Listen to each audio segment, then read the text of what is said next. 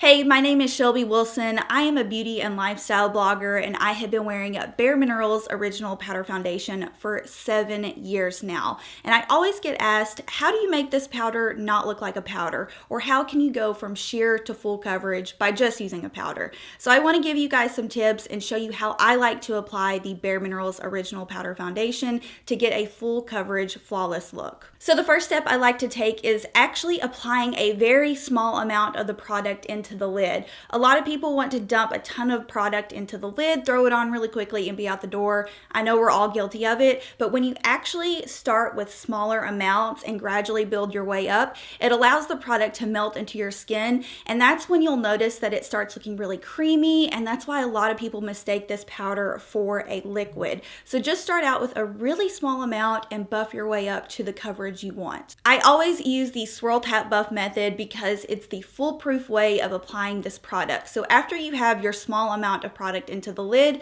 take your brush. I'm using the Beautiful Finish face brush, and you just want to swirl your brush around, warming up the minerals, tap off the excess, and go ahead and buff into your skin. So my last tip is to buff, buff, buff. The more you buff this product into the skin, the fuller coverage you're going to receive, the more naturally luminous it's going to look, and the longer it's going to last on the skin. You can also customize your coverage by buffing. You can go from sheer to medium or to full coverage by just buffing small amounts into the skin until you're happy with your coverage level. So that's how I like to apply the bareMinerals Original Powder Foundation. It is so user-friendly. It lasts all day on the skin. It won't clog your pores, and it has a beautiful, naturally luminous finish. I hope you enjoyed learning a little bit about this product, and thanks for watching.